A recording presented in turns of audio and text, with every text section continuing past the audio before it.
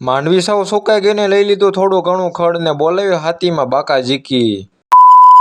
તો જય શ્રી રામ મિત્રો, વાગી જાય છે સવારના 8 ને આજ તો આપણે જવાનું છે વાડે, કારણ કે હમણાં 2-3 દિવસ થઈ ગયા નહોતા ને એટલે પછી તો ગાયો કે આપણે ઓંડા કાઢીને નીકળી જાય આપણે વાડી બાજુ।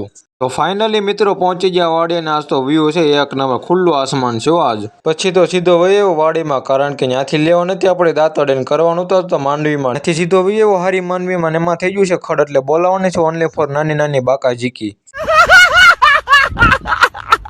ગાયો ઘા નાની નાની બાકા ઝીકી બોલાવી દીધી ને કરી નાખ્યા ખડના પાથરા। માંડવીમાં બધું કામ પતાવીને વયો વાડીમાં લઈ લીધું આપણું હથિયાર ને હવે જવાનું મકાઈ વાટવા। ગાયો ઘા પહોંચી ગયો મકાઈ વાળા સામાન, હવે બોલાવવાની છે ફૂલ બાકા ઝીકી।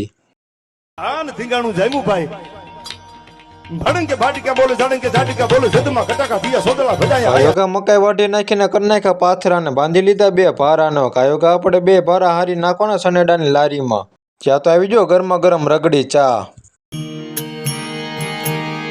ચા વિના મને ચેન પડે નહીં। ચા પીને વાઢી નાખ્યા ખડના 2 કેરાને નાખવાના છે સનેડાની લારીમાં। પછી તો એકેડે પાથરો નાખીને ભરી દીધી આખી સનેડાની લારી।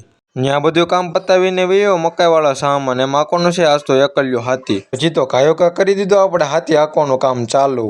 વાગી જતા બપોરના 12 ને આજ તો તડકો એટલે એની વાત જાવજો, મેં તો ફૂલ પરસેવો વળતો હતો। પછી તો ગાયો ઘા ધોઈ નાખ્યું મોઢું ને નીકળી જાય આપણી હોંડા લઈને ઘર બાજુ। તો આપણો મિની વ્લોગ અહીંયા સુધી રાખ્યો। આવા જ મિની વ્લોગ જોવા માટે તમારા ભાઈની ચેનલને સબસ્ક્રાઈબર કરી નાખજો। રામ રામ।